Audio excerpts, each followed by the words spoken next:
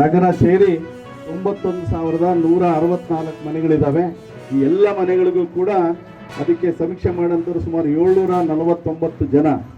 ಅದಕ್ಕೆ ಅವ್ರ ಮೇಲೆ ಸೂಪರ್ವೈಸರು 74, ಇವರಿಗೆ ಟ್ರೈನಿಂಗ್ ಕೊಡೋಂಥವ್ರು 15 ಜನ, ಒಟ್ಟಾರೆಯಾಗಿ ತಾಲೂಕು ಮಟ್ಟದ ಅಧಿಕಾರಿಗಳು 11 ಜನ, ಒಟ್ಟಾರೆಯಾಗಿ ತಹಸೀಲ್ದಾರ್ ನೋಡಲ್ ಅಧಿಕಾರಿ ಆಗಿರ್ತಾರೆ. ಇದಕ್ಕೆ ನಮಗೆ DDC ಅವರು ಏನು ಜಿಲ್ಲಾ ಮಟ್ಟದ ಅಧಿಕಾರಿ ಇದನ್ನೆಲ್ಲ ಮಾಡ್ತಾರೆ. ಈಗಾಗಲೇ 60 ಕ್ವಶನೇರ್ ಇರ್ತವೆ. ನಿಮ್ಗೆ ಏನಾದರೂ ಅನುಮಾನ ಬಂದರೆ ಅವರು ಹೇಳ್ತಾರೆ ನಿಮಗೆಲ್ಲ. ಒಟ್ಟಾರೆಯಾಗಿ ಈ ಒಂದು ನಾವು ವಿಶೇಷವಾಗಿ ಚಳ್ಳಕೆರೆ ನಗರದಲ್ಲಿರ್ತಕ್ಕಂಥ ಅಭಿಷೇಕ್ ನಗರದಲ್ಲಿ ಇಲ್ಲಿ ಎಲ್ಲ ಜಾತಿ ಜನಾಂಗದವರು ಇದ್ದಾರೆ. ವಿಶೇಷವಾಗಿ ಬಡವರು ಇರ್ತಕ್ಕಂಥವ್ರು, ನಿರ್ಗತಿಗರಿರ್ತಕ್ಕಂಥ ಒಂದು ಪ್ರದೇಶದಿಂದ ನಾವು ಈ ಪ್ರಾರಂಭ ಮಾಡಿದ್ದೀವಿ. ಇಡೀ ರಾಜ್ಯಾದ್ಯಂತ ಈ ಕಾರ್ಯಕ್ರಮ ಪ್ರಾರಂಭ ಆಗಿದೆ. ಖಂಡಿತವಾಗ್ಲೂ ನಾವು ಒಂದು ಆಶಯ ಏನು ನಮಗಿರ್ತಕ್ಕಂಥ ಸ್ಥಿತಿಗತಿನಲ್ಲಿ ಸರ್ಕಾರಗಳು ಯಾವುದೇ ಸಂದರ್ಭದಲ್ಲಿ ಒಂದೇ ಪಕ್ಷದ ಸರ್ಕಾರ ಇರಲ್ಲ. ಆದರೆ ಮಾಹಿತಿ ಕೊಟ್ಟಂಥ ಸಂದರ್ಭದಲ್ಲಿ ಈ ಮಾಹಿತಿ ಪ್ರಕಾರ ನ್ಯಾಯ ಒದಗಿಸುವಂಥ ಕೆಲಸ ಮಾಡಬೇಕಂತ ಹೇಳಿ ನಮ್ಮ ಮುಖ್ಯಮಂತ್ರಿಗಳ ಒಂದು ಆಶಯ, ನಮ್ಮ ಸರ್ಕಾರದ ಒಂದು ಆಶಯ, ನಮ್ಮ ಪಕ್ಷದ ಒಂದು ಆಶಯ.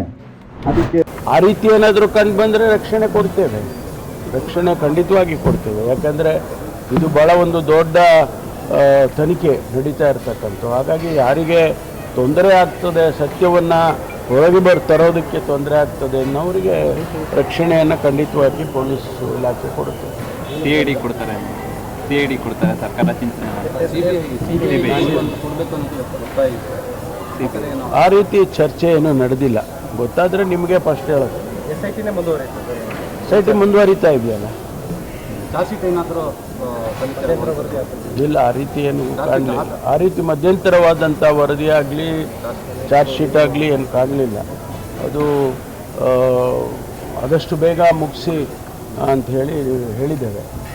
ಅದು ತನಿಖೆ ನಿರ್ದಿಷ್ಟವಾಗಿ ಇಷ್ಟೇ ದಿವಸದಲ್ಲಿ ಅಥವಾ ಹೀಗೆ ಮುಗಿಸ್ಬೇಕು ಅಂತ ಹೇಳಕ್ಕೆ ಬರೋದಿಲ್ಲ. ಅದನ್ನು ಆದರೂ ಕೂಡ ಏನೆಲ್ಲ ಪುರಾವೆಗಳು ಎವಿಡೆನ್ಸ್ಗಳು ಸಿಕ್ಕತ್ತೆ ಅದನ್ನು ನೋಡಿಕೊಂಡು ಬೇಗ ಮುಗಿಸ್ಕೊಡಿ ಅಂತ ಹೇಳಿದ್ದೇವೆ. ಜಾತಿಗಣತಿ ವಿಚಾರದಲ್ಲಿ ಕೂಡ ಸ್ಟೇ ತರಕೊಂಡಿದ್ದಾರೆ. ಇವತ್ತೇನು ಆದೇಶ ಗೊತ್ತಿಲ್ಲ ನನಗೆ. ಸ್ಟೇ ಅಲ್ಲ, ಕೋರ್ಟಿಗೆ ಹೋಗಿರೋದು ಭಾಳ ಜನ ಕೋರ್ಟಿಗೆಲ್ಲ ಹೋಗಿದ್ದಾರೆ.